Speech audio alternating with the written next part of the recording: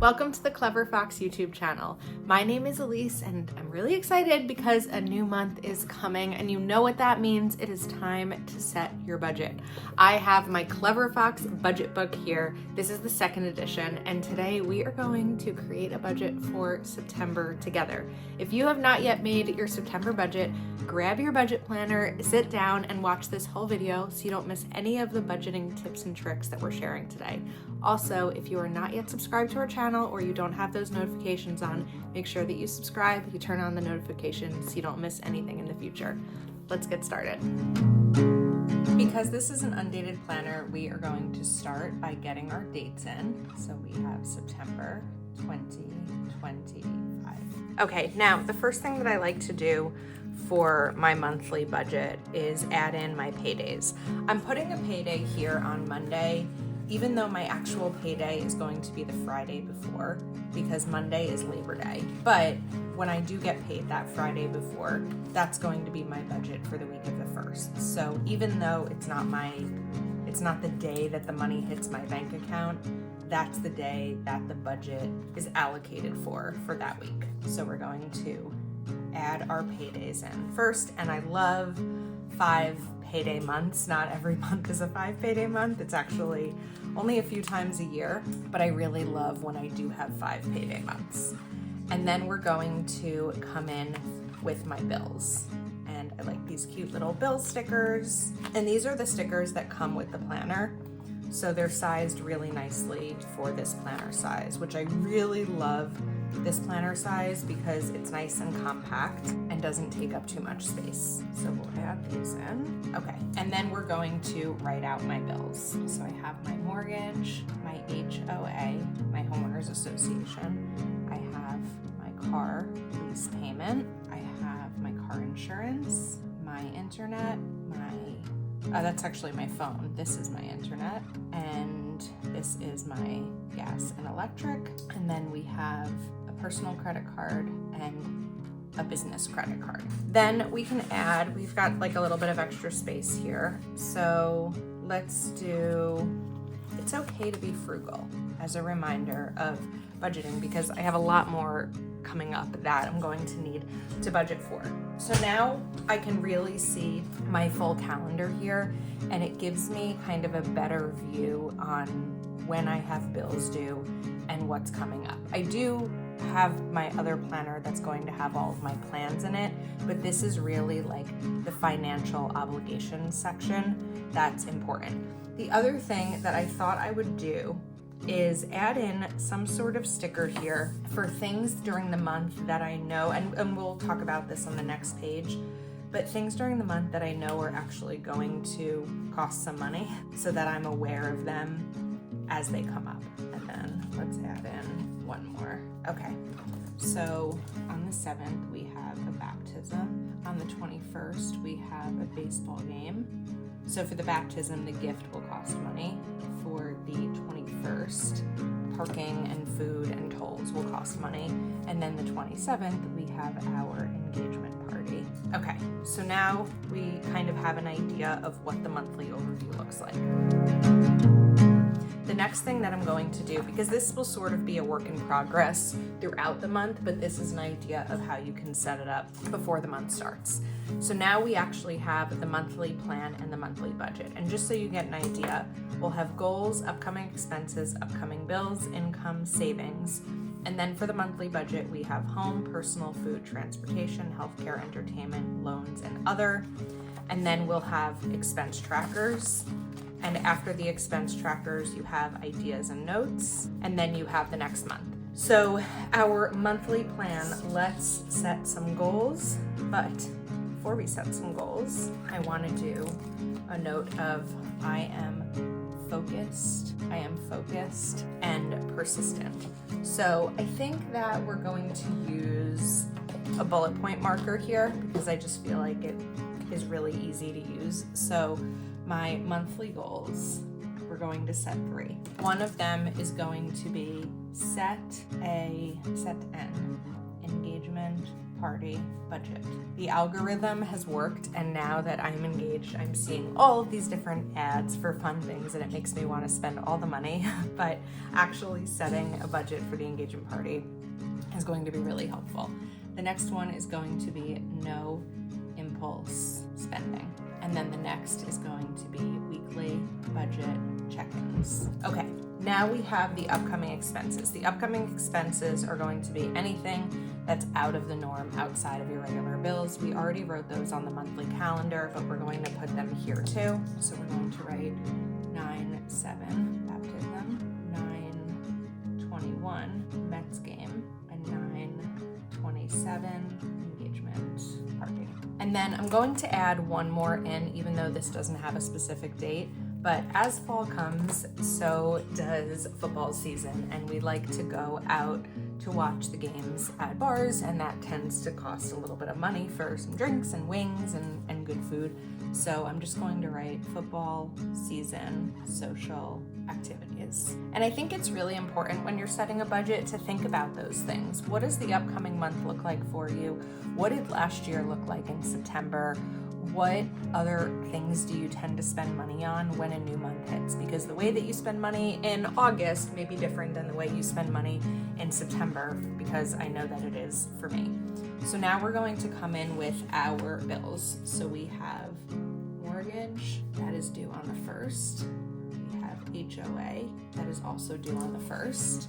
Then we have Honda on the 6th, Geico 15th, Verizon on the 16th, Optimum on the 17th, PSE&G on the 18th. And then we only have one more space here, so what I'm actually just going to do, because there are 2 days, is 24 and 25th. They're both the same company, so I'll probably just pay them all at once, and that is the 24th and 25th. Okay, so those are the bills for the month, and then we're going to do the amounts. I have my calculator here because some of these bills are being split. So we have 1680, 98. Then we have my HOA, and that is, my share is 225.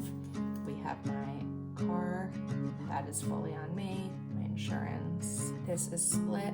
And then I don't know what the bill will be yet for my electric, because that comes later in the month. And then also, of course, my credit card. Then we're going to talk about income and savings before we go into setting our actual monthly budget.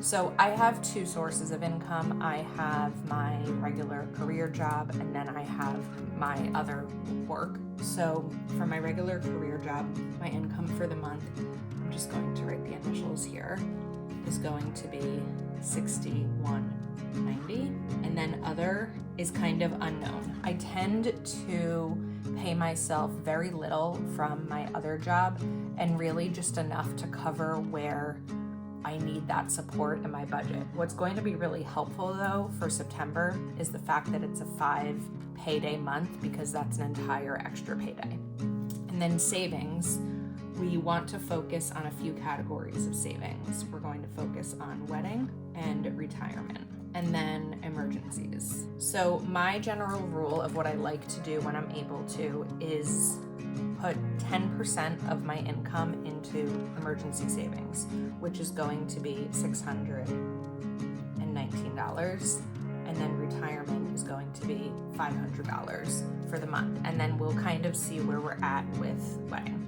So next up, let's look at these budget categories. I'm gonna go a little bit out of order here. I think that what's really important to remember when creating a budget, or even just your weekly planner, is you have to do what makes sense for your brain. Not the way that I'm saying to do it, but what makes sense for you. And when I'm thinking of my budget, one of the first things that I think of is food, because we spend money on food regularly. And so you can jump around here a little bit for what works best for you and your lifestyle. So the first thing that we're going to do here is I'm going to put groceries, and this would be our regular groceries. The next one is going to be Costco, and then the next one I'm actually going to put dining out. A lot of people would tell you to put dining out in an entertainment category, but I'm going to put it in the food category because that's more of what makes sense for us. So groceries, I'm going to say, because remember, this is being split because I'm engaged, we live together, so these types of things are split. So I'm gonna say $250 for the month, which would be $125 for me. Costco is also usually $250 for the month, so we're gonna do $125.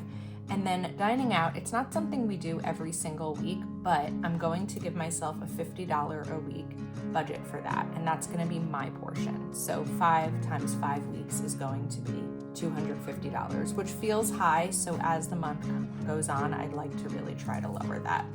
So that means that we have a $500 budget for food for the month, which again, as I'm writing it down and totaling it up, it feels a little bit high for me. My healthcare expenses are going to be really minimum for the month, but I'm going to just give myself, because I don't have any scheduled doctor's appointments, so we're just gonna do like a little bit of a buffer here in case I get sick and need to go to the doctor or I need to buy medicine. So we're going to do copays, and my copay is $50. And then medicine, we're going to do $20. So my total budgeted there is $70.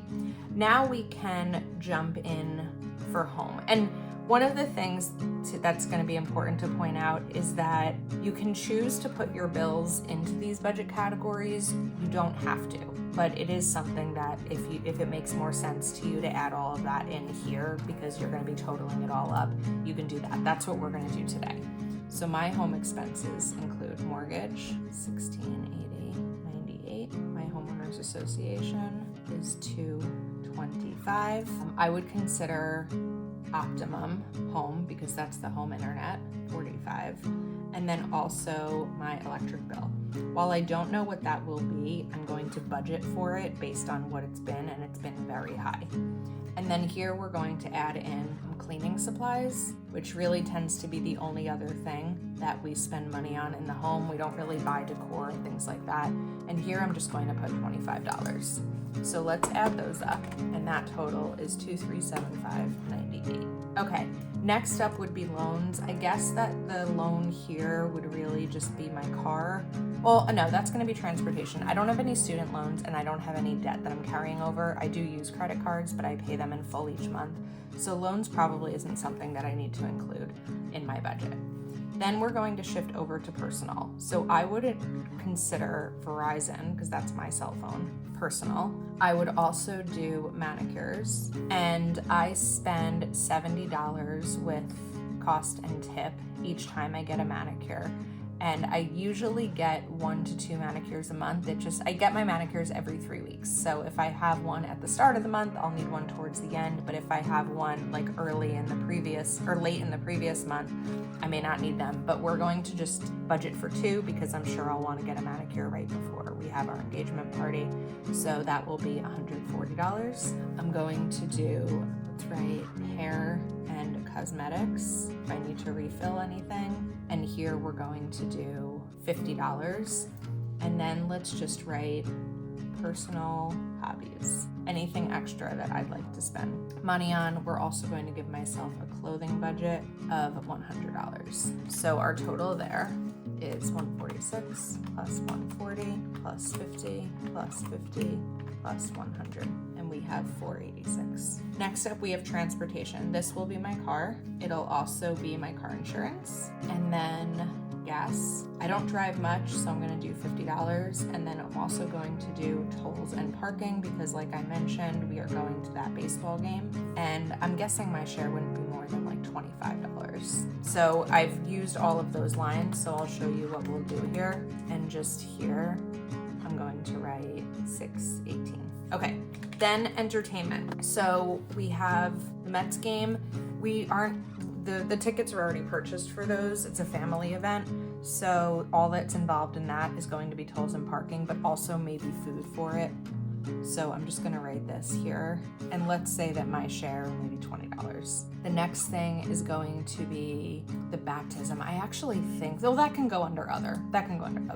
And then the other entertainment will be football season. And then I'm going to budget $100. So the total here is $120. Okay, next up we have baptism and the engagement party. Our families are covering the cost of the engagement party, but there's other little things that I want to purchase.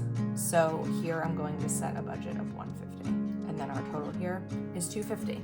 So before I write down total income, I want to do total expenses. We have all my bills in, we're all set there. So let's do 2,375.98 plus 500 plus 70 plus 486 plus 618 plus 120 plus 250 is 4,419.98. Then our income is 6,190. So 6,190 minus 4,419.98 is 1,770, which is a great number because let's remember we need to add in savings.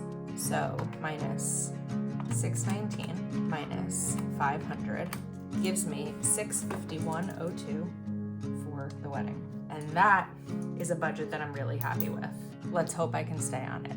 But that is the hope. So hopefully you found this video helpful. Let us know if you have any questions about the way that I set a budget or how to use this planner. You can pick up this planner over at cleverfoxplanner.com. If you're not yet subscribed to our channel, click that subscribe button. Make sure you have your notifications turned on. And while you're at it, give this video a thumbs up. Thank you so much for spending time with us today, and we'll see you next time.